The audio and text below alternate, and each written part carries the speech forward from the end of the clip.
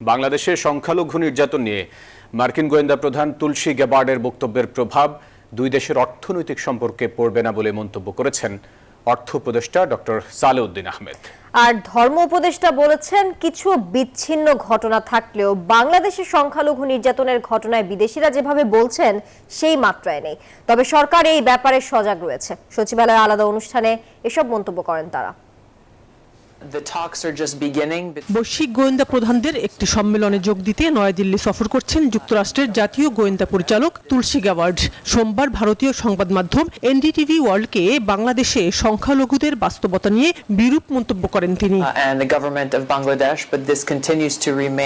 এই মন্তব্যের কয়েক ঘন্টা পর প্রধান উপদেষ্টার কার্যালয় থেকে প্রতিবাদ জানানো হয়। তাতে বলা হয়, তুলসী গ্যাবার্ডের এই মন্তব্য বিভ্রান্তিকর এবং বাংলাদেশের ভাবমূর্তি ও সুনামের জন্য ক্ষতিকর।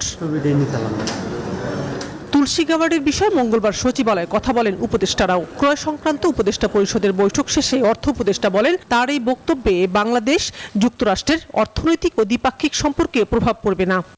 অনেকে বলেছে, আপনি অনেক জার্নালিস্টরা বলছে, এটা আমাদের কোনো ইস্যু নেই, তবে ওইসব মন্তব্যে আমাদের অর্থনৈতিক কোনো বহুপাক্ষিক সম্পর্ক বা দ্বিপাক্ষিক সম্পর্ক প্রভাব পড়বে না। ওমরা হজের ভিসা জটিলতা নিয়ে সংবাদ সম্মেলনে প্রশ্নের জবাবে ধর্ম উপদেষ্টা বলেন, যুক্তরাষ্ট্রের গোয়েন্দা প্রধান বাংলাদেশ নিয়ে যে মন্তব্য করেছেন সেটা সঠিক নয়।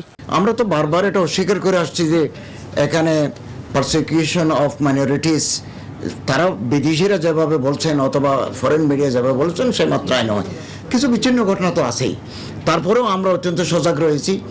এবং আপনি জানেন যে কিছু মাজারেও এভাবে হামলা হচ্ছে, ভাঙচুরের ঘটনা ঘটছে। আমরা অত্যন্ত সিরিয়াস। আমরা আইন শৃঙ্খলা রক্ষাকারী বা আইনেরও দৃষ্টি আকর্ষণ করছি। আমরা যদি এই অপরাধীকে সিসি ক্যামেরার মাধ্যমে শনাক্ত করতে পারি তাহলে তাদের আইনের আওতায় এনে বিচার করব। এদিকে পররাষ্ট্র উপদেষ্টার কাছে একই বিষয়ে মন্তব্য জানতে চাওয়া হলে তিনি বলেন, এ ধরনের মন্তব্য অন্য দেশের উপর হস্তক্ষেপের শামিল। স্টেটমেন্টটা দেওয়া হয়েছে, এটা নিয়ে আমরা আর কোনো কথাবার্তা বলতে চাই না। শাহনাজ ইয়াসমিন, নিউজ 24, ঢাকা।